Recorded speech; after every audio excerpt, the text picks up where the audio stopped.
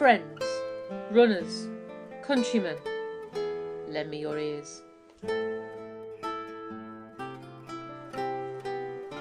'Twas the week before the Stratford half marathon, and Master Redmond was without a number for the runners' ball. A number! A number! My kingdom for a number! He cried out to men and women alike. Dost thou seek a number for the runners' ball? The fair maiden spoke out. I have thee such a thing for a small fee I shall give to thee.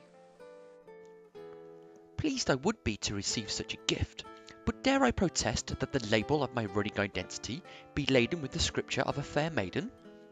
Not stepping over the boundaries of modesty, a winner I could be, but uneasy lies the head that wears a crown, especially as a maiden I am not. Master Redmond had not slept one wink before the cometh of the morning sun. Awakened with a throat so sore and limbs aching like Lord Gravity himself was interfering with him, he prized his weary soul from the pit in which he lay. A carriage awaited, driven by Master Greg of ye old Bloxwich town. A journey of 1,000 tipped sands awaited, but quickly beneath them the tarmac did fall. The destination 'twas a spectacle of a sight, and an arrangement to meet the fair maiden Losatron was to be honoured. Aghast, the devil incarnate was to emerge, and Master Redmond was left as destitute as postbox, as 'twas Master Greg who resolved to move into solitude and exercise his demons in a MacDonald toilet. A greeting to the Tron of Loza swiftly became a rapid haste to the start line, before mandanas of plastic were devised to protect their manly brows from the water that from the sky falls. Master Greg quoth, Doth we see our riches emerge from such a fine creation? Shield this we must from the stealing eyes of the hungry runners. Proclaimed Master Redmond. Thy den of dragons await us. Make good on our fate of our mandana creation, and the wretched jobs owned can be discarded with. What say thou, Losatron? Kings of an empire shall we be from this beanbag mandana creation? The Losatron did not answer with her words, but with her mind, which was clearly screaming out, The fool doth think he is wise, but the wise man knows himself to be a fool, but clearly these wise foolish men were merely idiots. The chimes of 9 were heard out over the airways, thy klaxons sounding in the distance, but one question lingered. Where the F of Uckington was the matriarchal conjugal start line? Without the maiden's chip scripture, the sands of the runner's ball would be measured by the mystical powers of the Garmin, to which were tipped upon crossing the mat of infinite beeps. Let the ball commence. Congestion ensued, and pathways of narrow margins, we see a bollard of curious positioning, almost extracting the better part of Master Redmond's manhood.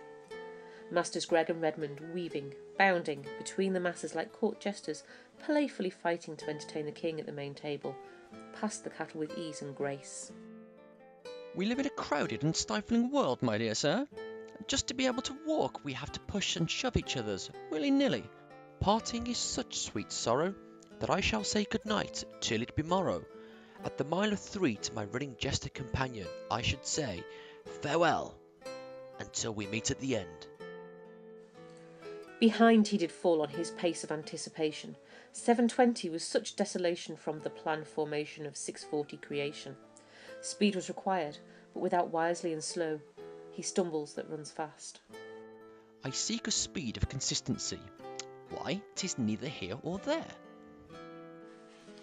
Alas, acceleration ensued, and roads were crashed, the glass holding the sands were constantly smashed. To climb steep hills requires slow pace at first, although from mile 8 it was clear that I'd seen the worst. To decelerate would not be a bad thing. None shall look upon me with eyes of disapproval should I choose to move at a pace of Scottish belief. 'Twas a difficult proposition, but yet 10 and 11 I slipped back to a comforting taste of Edinburgh desire. Yet alas, the shouts from the roadside from a noble sire shrieking a top finish could be grasped. Close to my side, the breath of my enemy raised the hairs on my neck. Cry havoc, and let slip the dogs of war. Cowards die many times before their deaths. The valiant never taste death but once. You can believe that we are now racing. All the world's a stage, and all the men and women merely players. In this theatre, Master Redmond was portraying the side of both, and the Oscar awaited the final performance of its leading lady. Thee shalt not beat me. Master Redmond screamed through his eyes as another conquest is taken down and left in his wake. The final surge was strong, stopping the sound of Garmin at 85-25, and the name of the maiden scripture was called out over the airways. Whoops. As a maiden I have finished, and thrice in line I have come. But chip timings were not taken on. Do speak of this? Suspicion always haunts the guilty mind. The thief doth fear each bush and officer. A man of office was thus informed, and home he was told to go. Coupled again with fellow Master Greg, they completed the deed within the town which had now been run. To Carr, to the one way. In the wrong way they travelled. And that is the story of Stratford Shakespearean half unravelled.